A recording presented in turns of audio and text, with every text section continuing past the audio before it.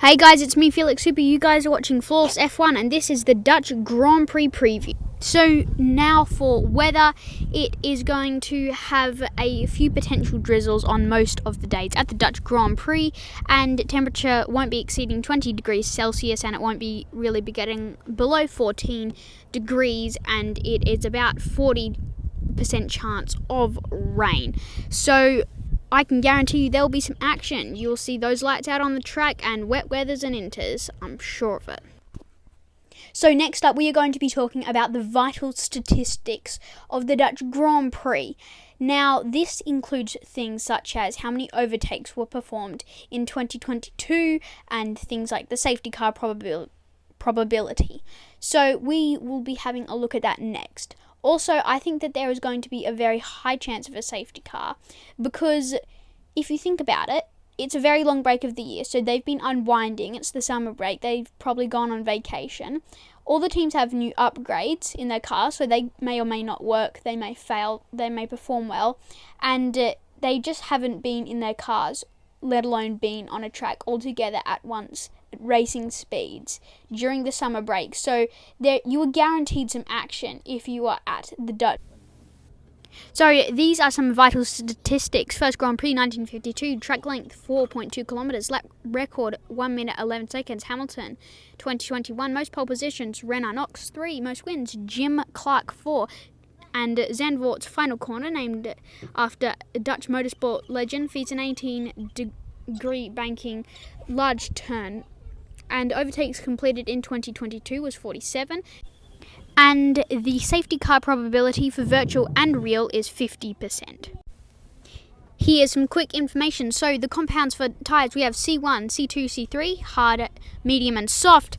We have 4 on the scale of traction, 2 for asphalt grip, asphalt abrasion 3, track evolution 4, tyre stress 5, braking 3, lateral 4, downforce 4 as well. Study this diagram a bit more. I don't know every points as usual, but this weekend more than ever is going to be very needed to get a runaway from some of the other people, because Leclerc and Russell are tied on 99 points.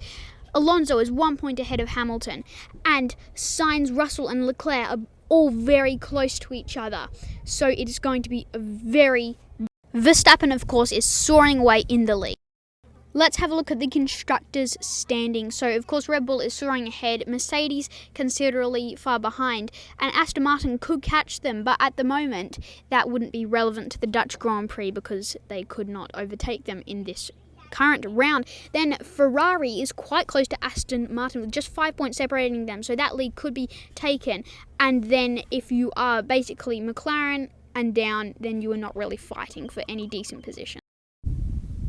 Now let's look at my top 10 drivers who I think will finish in the top 10 during the Netherlands Grand Prix race.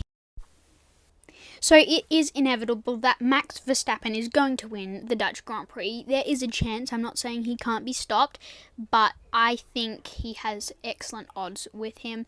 Then Alonso, I think he is being strong, and I think that he can get a podium spot, at least a top 10 finish, top 5. Hamilton, second place, third place, fourth place, definitely in the top 10, I would say. You never know, though, with this Petronas car. It can be unreliable. Then McLaren's Lando Norris, I think he will definitely be in the top 10, and he could be a very strong podium finisher, possibly. Sergio Perez, obviously not doing very well with the machine at his disposal, but I think he still has in him to get a top 10 finish, maybe a podium if he's lucky.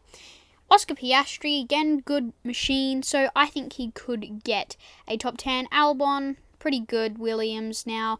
Russell, yeah, he could get a podium, but I think he could be in the top 10, maybe not.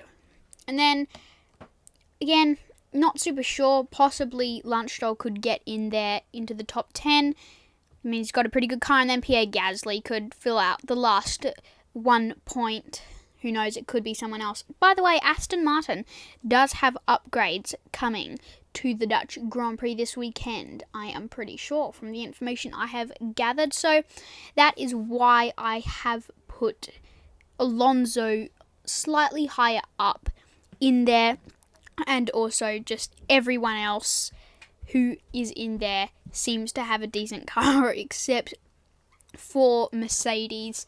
But the McLarens, I think they're definitely both going to be in there because they've got a good car. The Mercedes, I think both will be in there because they have very talented drivers. And obviously Red Bull in there.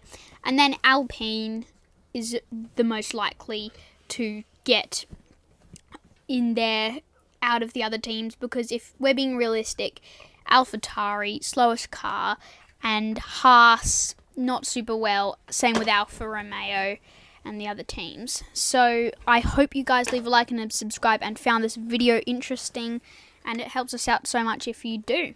See you in the next video, and I cannot wait to see if my predictions are right.